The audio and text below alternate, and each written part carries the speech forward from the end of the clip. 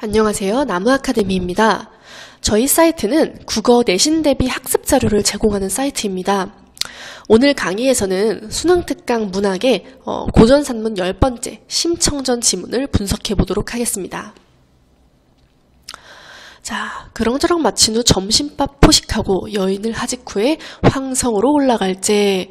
자, 지금 이 황성이라는 말을 보고서 우리는 이 지문이 심청전의 어느 부분인지를 좀 예측해 볼 수가 있습니다. 심청전의 전체 줄거리를 대체로 많이들 알고 계시죠? 지금 이 부분은요, 심청이 아버지를 찾기 위해 맹인잔치를 벌여서 지금 신봉사가 그 맹인잔치를 향해 가는 길입니다. 자, 그래서 그 촌촌전진하며 여러 날에 낙수교 얼른 지나 녹수정 들어가니 어떤 여인이 부르는 말이. 자, 지금 어떤 여인이 신봉사를 부르면서 잠시 이리 오십시오 라고 말하고 있습니다.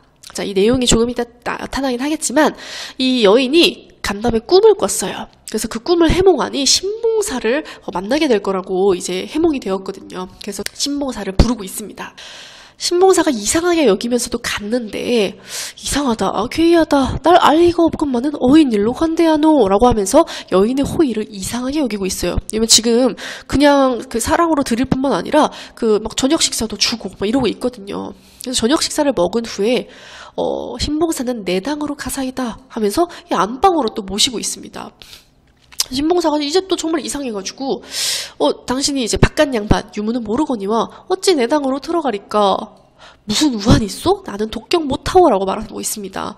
그래서 여자가 아무리 생각해도 자신을 드리는 것이 이상하니까 우환이 있어 독경을 요청하는 것은 아닌가 생각하고 있어요. 자, 그런데 잔말 말고 가사이다 라고 하면서 끌고 들어가고 있습니다. 거기 들어가 보니 이제 여인이 하는 말이 신봉사지요? 묻습니다. 어떻게 하세요? 물어보니 이렇게 말해요. 내 성은 안시오. 황성에서 사옵더니 불행하여 부모 구모라옵심에 노목이 산망하고 이 집을 지키오나 신년이 25세 되도록 정혼치 못하고 점서를 배워 평생을 아는지라 라고 말하고 있습니다. 지금 안씨가 자신의 이제 힘겨웠던 처지를 설명을 하고 있어요. 그래서 어릴 때 부모를 잃고 지금 결혼도 못하고 혼자 살면서 점수를 배워서 살고 있대요.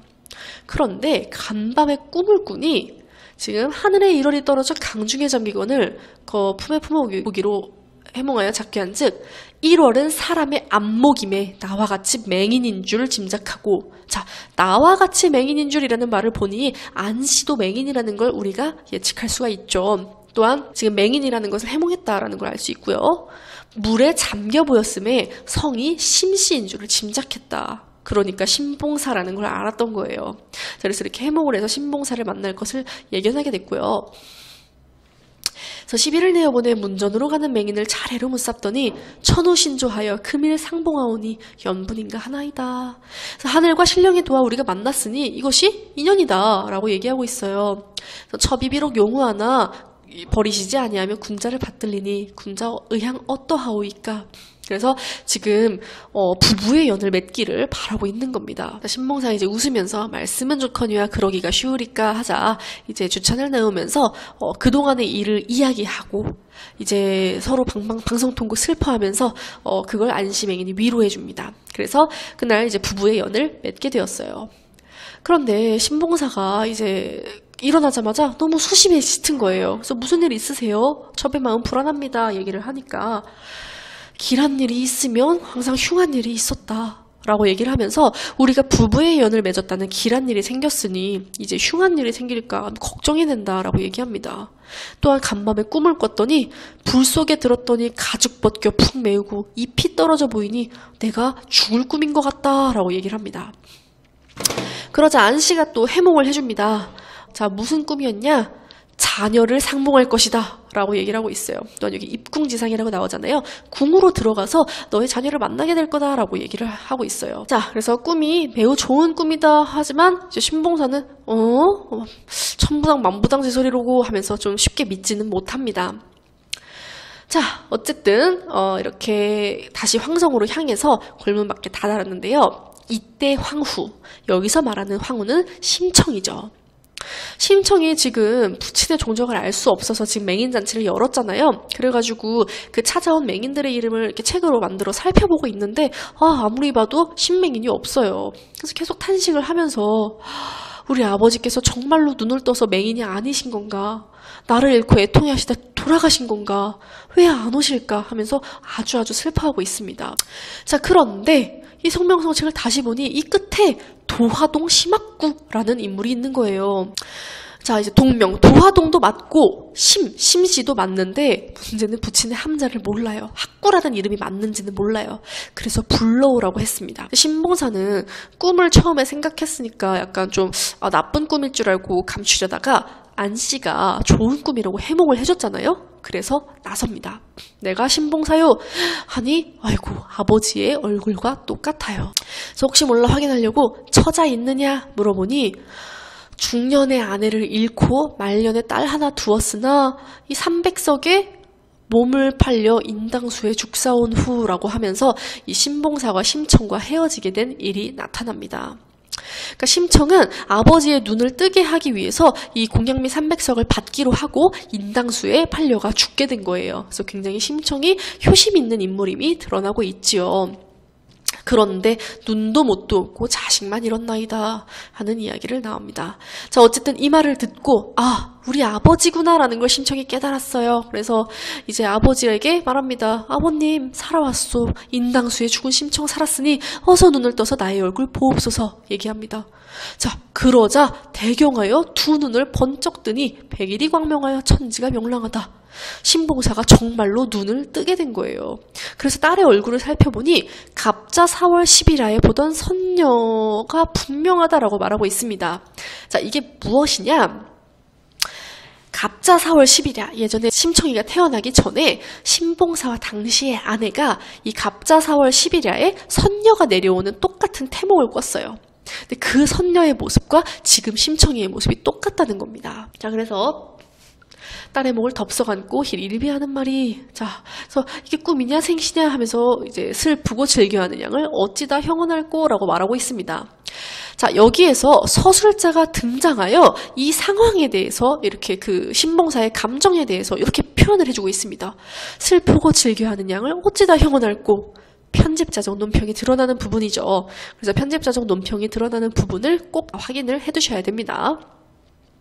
자, 이렇게 지금 신봉사가 딸을 만나 눈을 뜨는 장면이 나왔고요. 이 글은 부모에 대한 지극한 효성을 주제로 하고 있는 고전 소설인데요.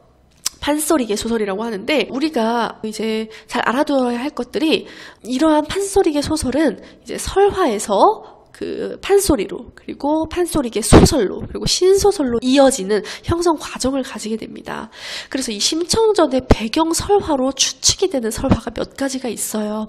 그래서 효녀지은 설화, 겉하지 설화, 진해산 설화, 그 밖에도 뭐 인신공이 설화, 효자 불공 구친 설화, 맹인 득안 설화 등 이러한 설화들을 배경으로 하고 있다는 점을 꼭 기억을 해두셔야 합니다. 자, 그래서 불교의 인과응보 사상, 유교의 효사상, 도교의 신선사상이 담겨 있고 권성징악적 교훈이 드러난다는 것도 꼭 확인해 두시기 바랍니다.